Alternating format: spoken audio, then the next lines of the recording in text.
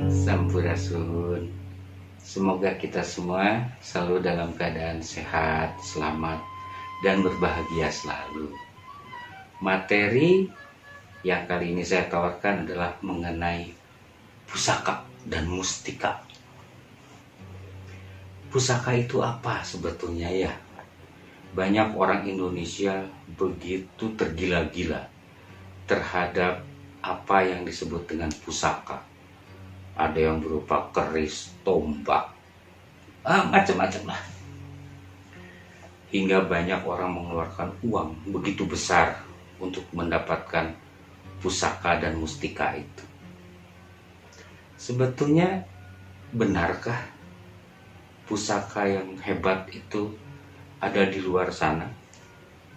Berupa keris, tombak, entah benda-benda apa lagi dikumpulkan, dipuja, dipuji, lalu digunakan sedemikian rupa seolah-olah terjadi sebuah keajaiban yang luar biasa. Kita selalu terkagum-kagum oleh sesuatu yang tidak biasa. Ada yang lupa rupanya ya, bahwa pusaka terhebat warisan dari semesta itu lahir dari ibu. Siapa? Apa? Kita. Pernah lihat ada sebuah keris pusaka yang sangat hebat bisa bikin kopi? Tidak ya, tidak pernah. Pernah lihat ada sebuah tombak pusaka yang selalu dipuja-puja bisa bikin anak? Tentu tidak. Bayangkan kehebatan tangan kita. Ini pusaka. Bayangkan kehebatan otak kita. Itu pusaka. Satu pusaka bisa menyelesaikan begitu banyak masalah. Masalah kehidupan yang kita hadapi kan masalah kehidupan. Kita yang memecahkannya. Kita yang menghadapinya. Itulah pusaka semesta. Pusaka yang lahir dari sambung daya semesta yang begitu besar.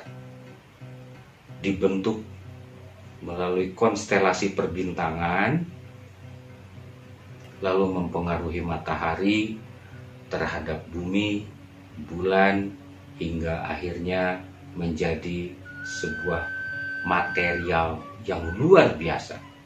Apa itu? Makanan dan minuman. Itu bahan dasar pusaka yang paling hebat.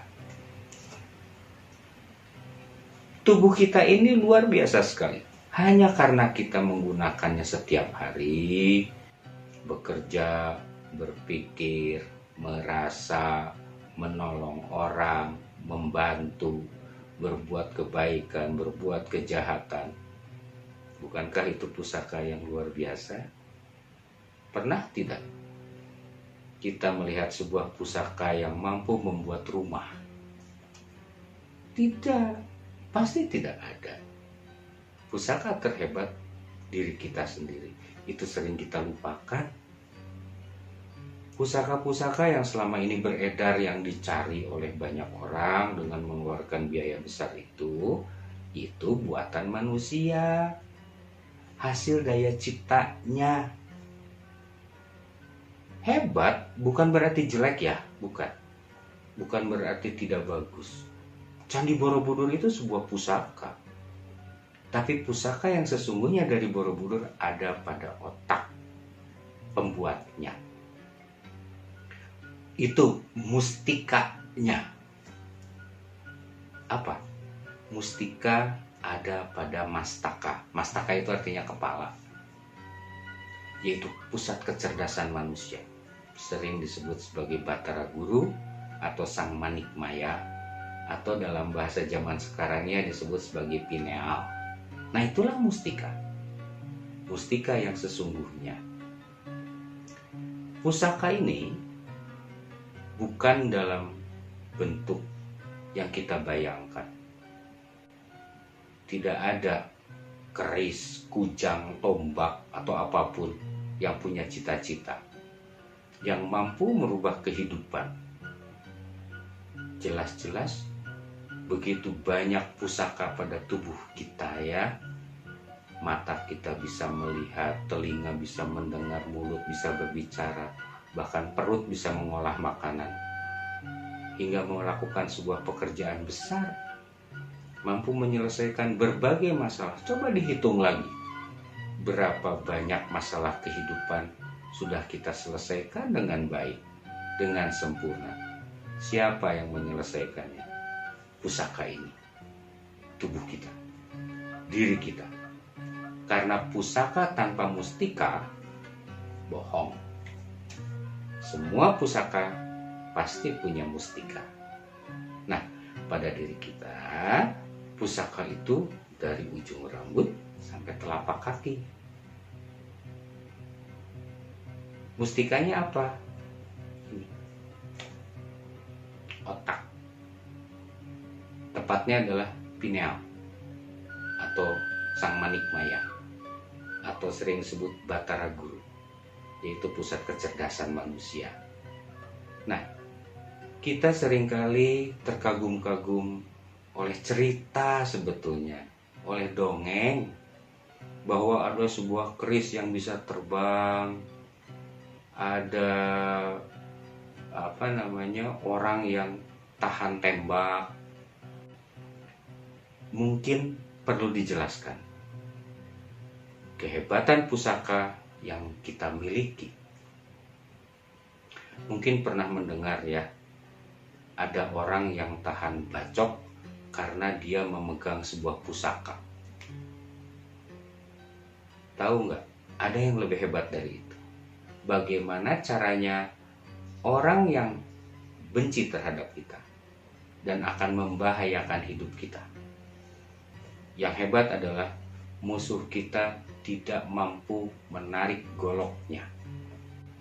Kalau masih dibacok dan tidak mempan, itu masih terjadi pertempuran namanya. Masih terjadi perkelahian. Ada yang lebih hebat lagi? Ada. Orang tersebut ketika mencari kita, dia tidak mau membawa goloknya. Datang dan meminta maaf, menyelesaikan masalah. Ada yang lebih hebat dari itu? Ada. Orang atau musuh kita datang kepada kita, selain meminta maaf dan membawa buah tangan, membawa oleh-oleh dan mengucapkan salam damai, penuh dengan welas asih. Itu kehebatan pusaka dan mustika yang kita punya. Jadi kepada saudara-saudara yang masih tergila-gila dan masih penasaran untuk mencari pusaka-pusaka yang hebat, ayo coba lihat diri sendiri. Betapa hebatnya tubuh kita ini. Betapa hebatnya diri kita ini. Lebih hebat dari pusaka apapun. Lebih hebat dari mustika apapun. Betul, ada mustika yang luar biasa, yang konon datang dari dunia gaib gitu. Ada. Tapi sudahlah. Kehidupan bukan itu. Kehidupan adalah diri kita dengan segala permasalahannya. Dan masalah itu harus kita tuntaskan. Harus kita selesaikan. Coba diingat-ingat kembali. Berapa ratus, berapa ribu masalah yang pernah kita hadapi dari sejak kita kecil. Dari mulai masalah perut sampai masalah status sosial. Kita pernah menyelesaikan masalah itu dengan baik, dengan sempurna. Buktinya apa? Buktinya ini masih hidup kita. Akibat apa? Akibat kehebatan mustika dan pusaka yang kita punya ini. Pusaka yang dibentuk oleh alam semesta. Ya tentu melalui tempaan, ruang, waktu, kejadian.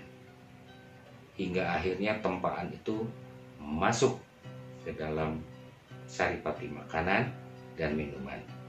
Kemudian ditempa lagi di maniloka, yaitu ada di bapak. ada di kaum laki-laki. Lalu dipindahkan dengan penuh cinta kasih memasuki penempaan. Penempaan yang dimaksud persetubuhan, itu saling tempa itu. Mudah-mudahan dapat dimengerti ya, jangan dianggap jorok. Enggak, itu sangat sakral sekali. Hubungan itu sangat suci.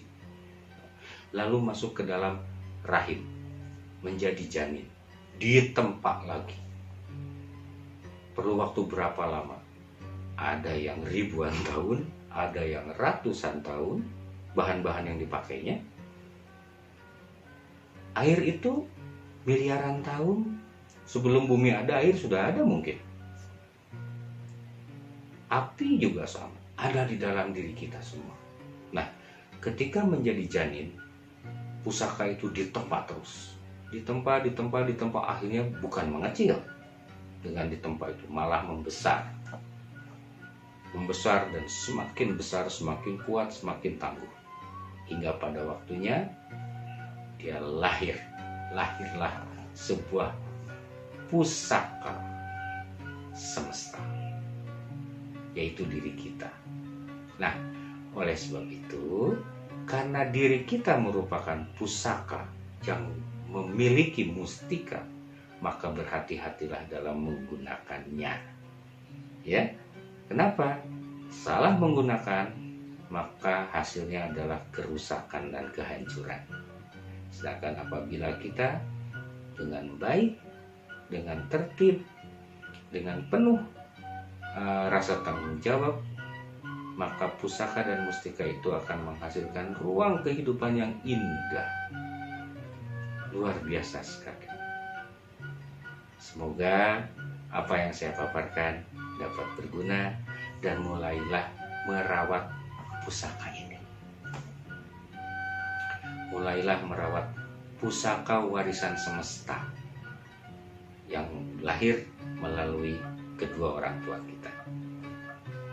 Semoga paparan ini dapat mencerahkan kita semua dan mulai dengan melaku guna di dalam ruang kehidupan. Salam hormat dari saya untuk semua. Rahayu, rahayu, rahayu.